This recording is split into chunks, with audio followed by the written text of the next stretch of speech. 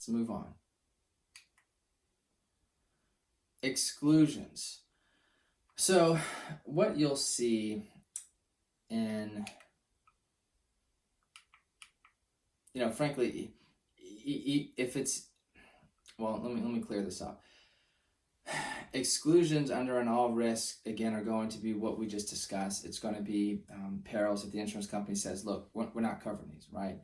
Now, in a named peril, you're arguably not going to see that, because you're just going to see, that's why I said it's kind of a moot issue, because you're probably not going to encounter a named peril policy. But if you do, you don't really need to concern yourself with the exclusions as much as you do, well, what covers your peril. So these next couple of slides are really focused on all risk policies. So exclusions. What are some common exclusions for an all risk policy? Wear and tear, right? That's easy. If your property is subject to wear and tear, not going to be covered. Nuclear hazard, right? There's some nuclear accident, damages your property, not covered. Earth movements, earthquakes, right? You need a particular rider for that. That's not going to be covered. Virus and pollution. Now we're getting somewhere. These are typical exclusions. So, I'm not going to read this, but this is arguably very important language if you're getting into this. So, just kind of hitting the highlights here, it says, look, that this exclusion, it applies to all coverage, right, under this policy. If it comes through endorsements or whatever, anything. The insurance company says we're not going to pay for any damage caused by a virus, right? That's what it says, right? That's a virus exclusion. You can read it at your leisure, but that's really what all these policies. That's the standard language of the virus exclusion.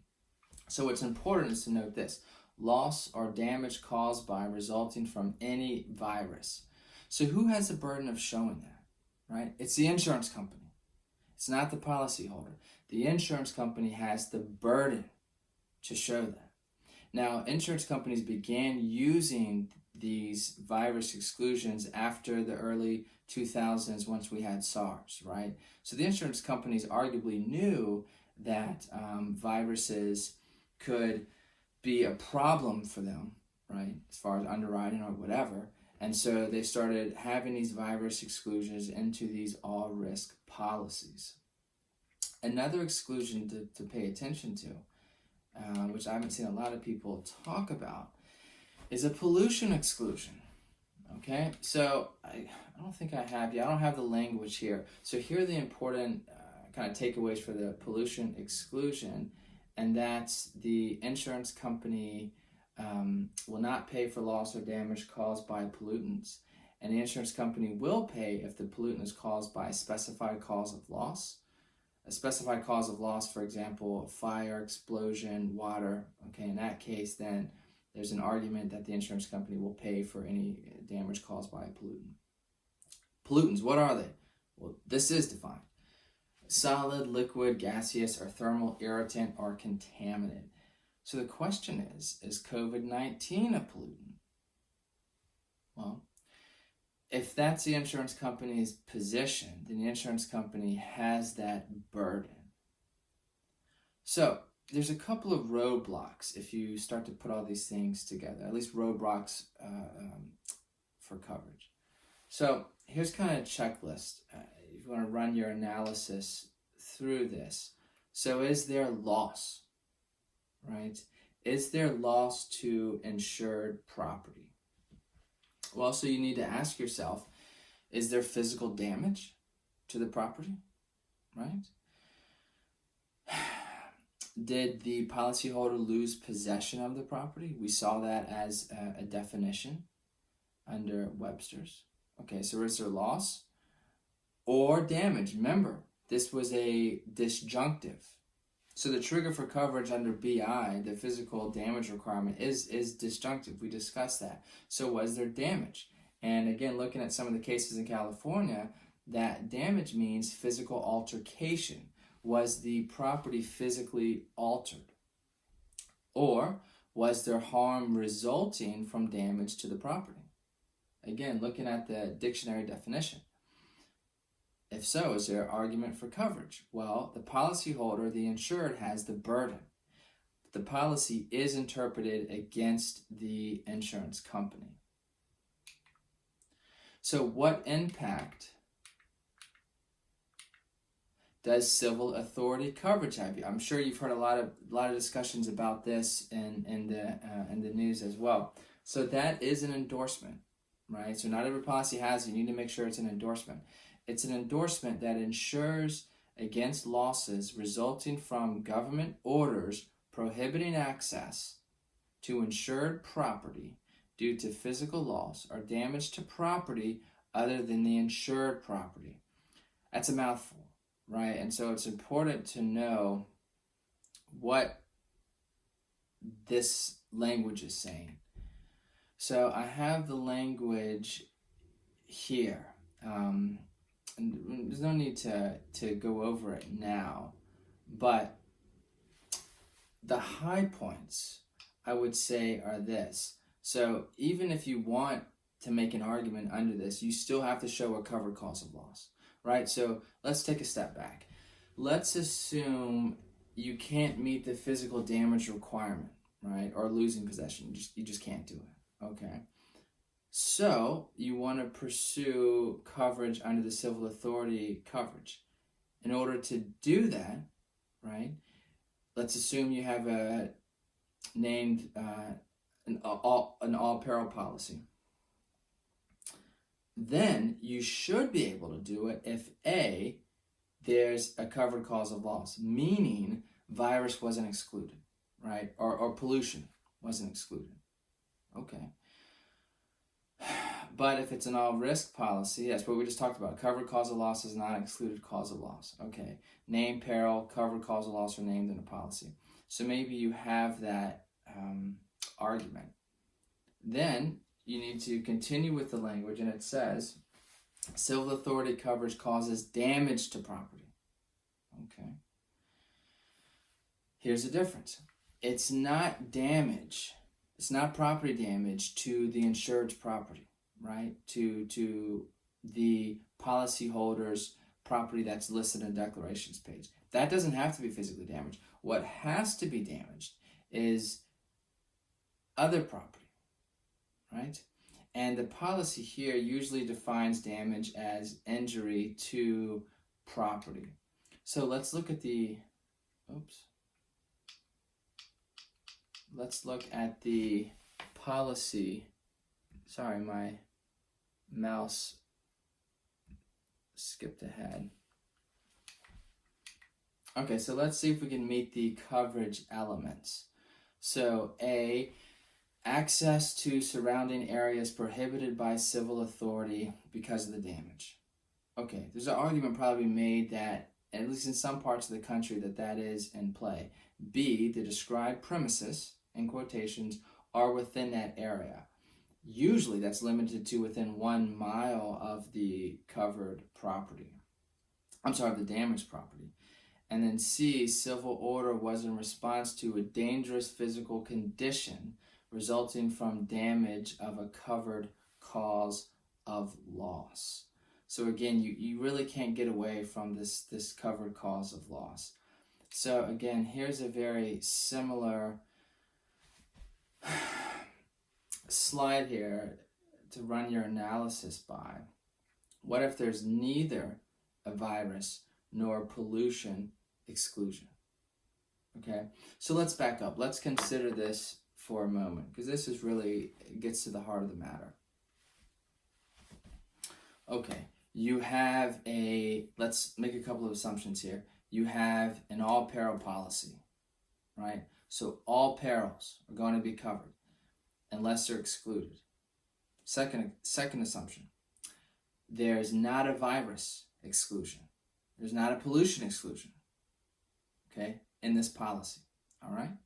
So right now, from a policyholder's perspective, you're on good grounds here, because you from the very beginning, you don't have these, you don't have virus and pollution excluded. So go on. Is there a loss to the property? And kind of putting everything together here. Well, was there physical damage to the property? Well, the policyholder needs to show that, right? You remember in the beginning we talked about the policyholder has the burden of coverage, so the policyholder has to show that. Or can a policyholder show that they had lost possession of the property?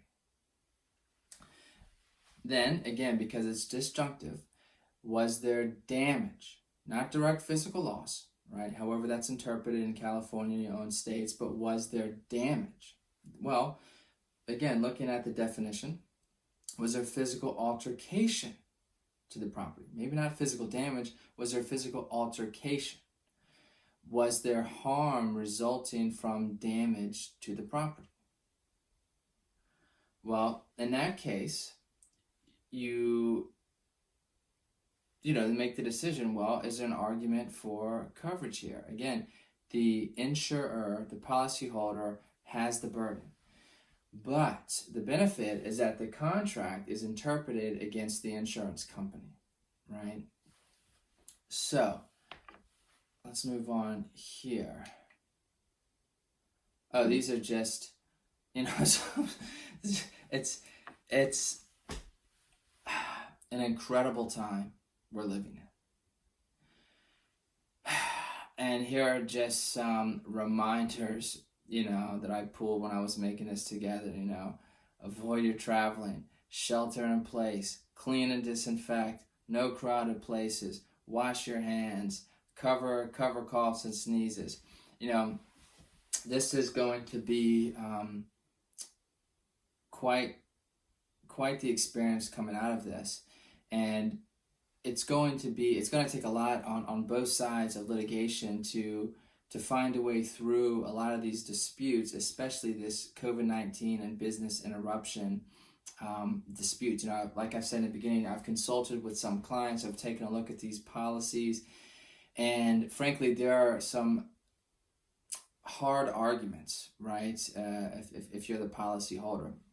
But at the same time, you weigh that against the human element of what's going on with businesses actually failing and not getting the monies they need to continue along with their business. One thing I will point out, I didn't have a slide to, I thought there was some discussion, I think this came out of Jersey, and I might have saw elsewhere with some state senators, or there's some talk about, enacting some type of law of changing the policies, right? I don't think that's going to happen. That's raises a whole host of problems, not to mention constitutional issues. I'm not a constitutional law scholar. I'm not going to get into that. But I think the senators were right to recognize that this is a problem, right? And both sides of the argument need some clarification. And again, coming full circle to what I said in the beginning, when I saw this with Katrina, right, and business interruption claims, there the dispute wasn't COVID-19. The dispute was whether it was wind-driven rain that damaged property, right, that was a covered cause of loss, or was it flood, because flood was excluded. So by analogy, you can see here, if you have an all-peril policy, and then there's a flood, there's a virus exclusion. Well, that's similar to what we saw in Katrina with the flood, exclusion. So the battle lines there where policyholders were saying wind-driven rain, insurance companies were saying flood. Here, I see the policyholders attacking the direct physical damage language, right? And perhaps finding some recourse under the civil authority coverage, where I see the insurance companies coming in, and let's assume that there is no virus exclusion or policy exclusion. They're going to really hammer hard and say, well, you need direct physical damage.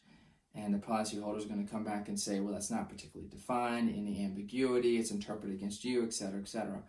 That's one battleground I see. The other one is for insurance companies to come back and say, well, even if you have that, the virus is excluded, right? And we're not going to cover it, right? And that's it. Too bad, so sad. So I don't know how this is going to shake out. I know some lawsuits have already been filed. I know some colleagues are assisting businesses about it. I know colleagues on the other side of the fence are assisting their clients, insurance companies, and the battle lines are being drawn.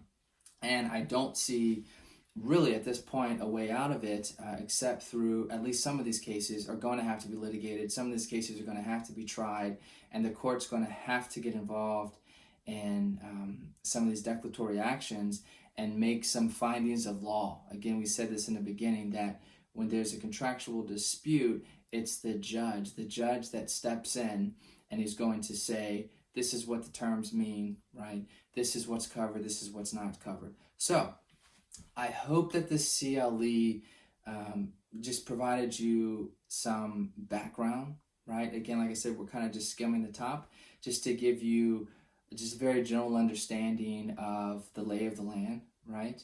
And then really the focus of the dispute, the language, and then to be able to look at this policy and these disputes from both sides, and then whoever your clients are, insurance companies, policyholders, businesses, be able to advise them of the best path forward. So thank you, everyone, and stay safe. Thank you.